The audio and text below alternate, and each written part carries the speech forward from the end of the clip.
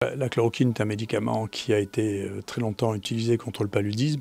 Elle n'est pas spécifique du paludisme, c'est un médicament qui modifie l'acidité des sacs qui, à l'intérieur des cellules, permettent la digestion des microbes. C'est un médicament, quoi. C'est comme un antibiotique. Voilà, vous avez un antibiotique des virus, il ne faut pas chercher midi à 14 h.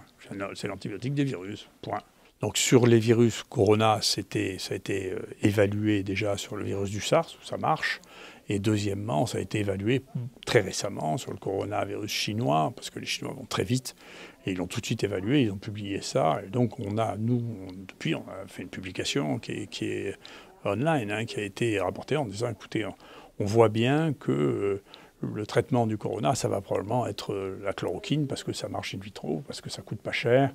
Et d'ailleurs, dès que ces résultats avaient été acquis, le gouvernement chinois avait fait un communiqué de presse en disant, écoutez, on pense que ce traitement va tout révolutionner parce qu'il ne coûte pas cher et parce qu'il marche in vitro.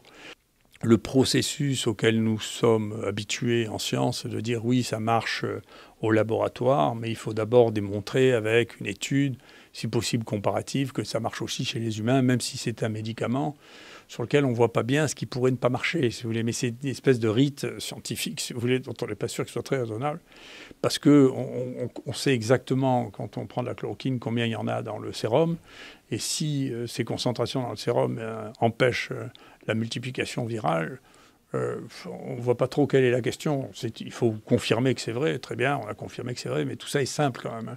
Les choses sont très compliquées avec les médicaments nouveaux, mais les médicaments anciens, on connaît parfaitement leur cinétique, on connaît leur toxicité, donc c'est une question simple. Nous, on a identifié ça très rapidement parce que, d'abord, si vous voulez, les Parisiens ont plus de difficultés à être lucides là-dessus, mais globalement, on est la meilleure équipe au monde en maladies infectieuses et la meilleure équipe au monde en termes de recherche à Marseille et la meilleure équipe au monde en termes de recherche en anti-infectieux et en antibiotiques.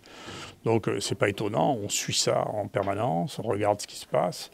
Encore une fois, la chloroquine, ça c'est une dernière étape, mais nous, ça fait au moins 10 ans qu'on montre les travaux qui sont exposés sur la chloroquine parce que nous ne courons pas après la mode, mais on fait de la recherche très basique, si vous voulez. Et donc les gens abandonnent, si vous voulez, les molécules anciennes en pensant que c'est que des molécules nouvelles et mises en place synthétiquement qui vont répondre au problème. Et 9 fois sur 10, ce n'est pas le cas. Donc actuellement, c'est ce qu'on voit, c'est que beaucoup de grandes évolutions scientifiques sont basées sur des choses qui sont basées sur l'empirisme, l'observation, et pas sur des déductions moléculaires. Donc c'est très important. Et du coup, nous, on connaît cette histoire de la chloroquine depuis 10 ans. Hein.